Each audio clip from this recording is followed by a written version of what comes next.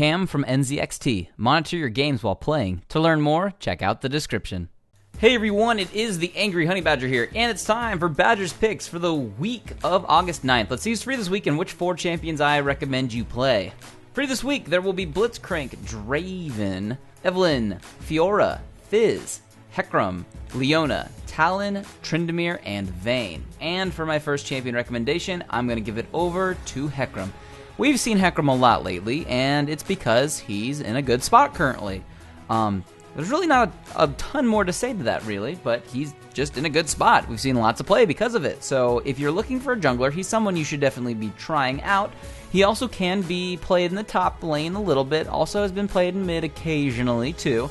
In case you want to take him into a lane, he can be fairly aggressive in lane and can do decent work and has a pretty easy time farming most of the time because of Q spam. But he is a strong champion. One nice thing about Hecarim is he's pretty capable of a gank almost any time, and he's a very, very fast champion, so getting into position and getting around the map can be something he can excel at, which is something good if you're never somebody who's in the right place, let's say, at the right time. He can be somebody who can help you get there at least a little more timely. Very impactful ultimate.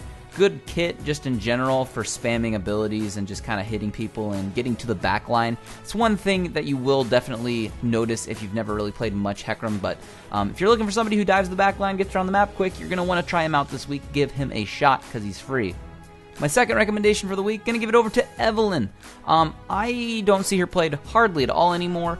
I still think she can be incredibly impactful. A lot of people still are really bad at identifying her stealth, and it's very hard to ward against that unless you're using pink wards.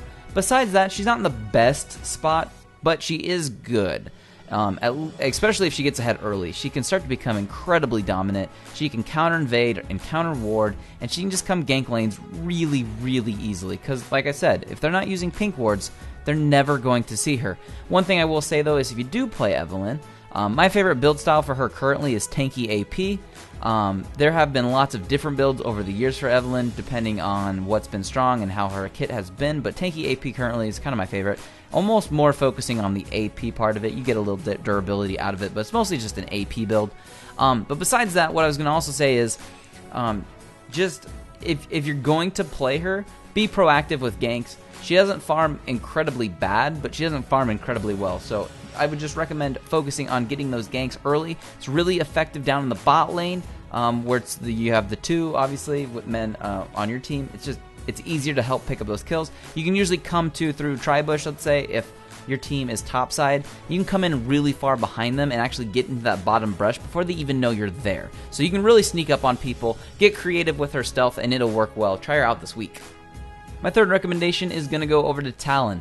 Talon, I think, is one of the most simplistic mid lane ADs to play. Not a mage, sorry. I think he's super easy to play when it comes to any of the AD mids. There's really nothing too crazy about his kit. You just really realize what his passive does, and then you just jump on people and go all in. Now, you could say that's the same for Zed, but that gets a little trickier when it comes to switching to your shadows and placing them in the right spots and landing abilities, because he has a few more harder to hit skill shots, you could say, than Talon. So in that aspect, Talon becomes a little more simple to play, and it's still very, very effective.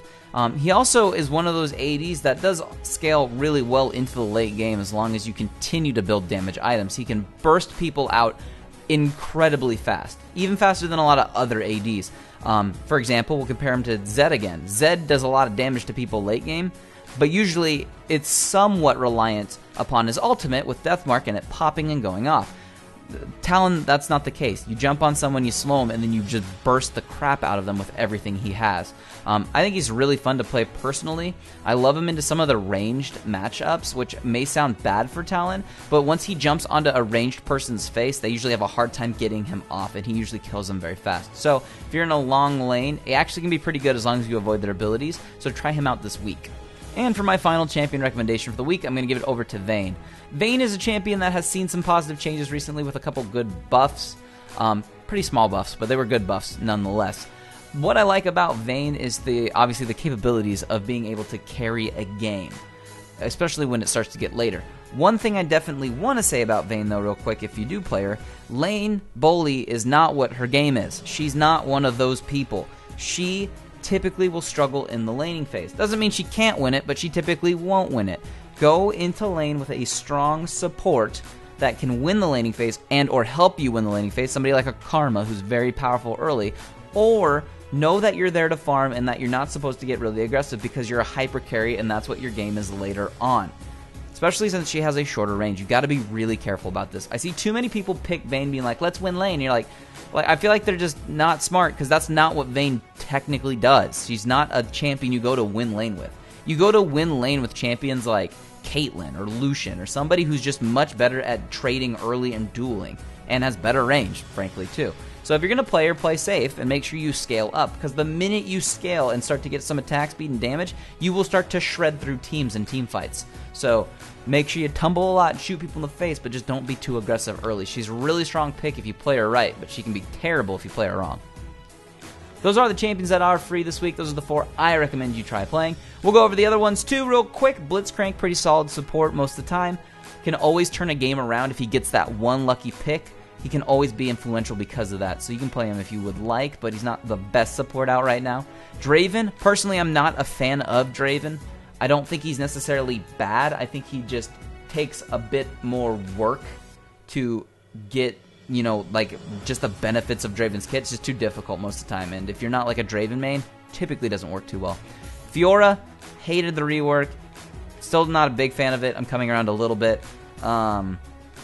Yeah, I know it was positive for the game for the most part, but she was too strong for a long time. She's finally where she pretty much should be. You can play her if you want. Fizz, I've never been a Fizz fan. I love how this patch has so many champions. I'm just like, I just don't really play them because I don't really care for them. Not that they're bad, I don't play them. So Fizz, you can try him. He's still good, although he did see some nerfs. Leona, actually really, really solid support. Very good. Teams up incredibly well with a handful of ADCs. One of my favorite combos is Miss Fortune and Leona. Good one. Tryndamere hasn't been very impactful since about Season 2. Some of the new items this season have helped him, but he's still not quite what he used to be, although he can still be good and is a hell of a split pusher if you really want to do that. But those are the champions that are free. Let me know who you are going to play this week down below in the comments. I always like to know who you like to play. That's nifty and fun. If there's a box around any of their portraits, you can click on it. It'll take you to some type of video. Whether it's a build or a to Z jungle or anything ridiculous, be sure to check it out and leave it a like. That'd be greatly appreciated. I wish you all the very best of luck, though, this week on the Fields of Justice.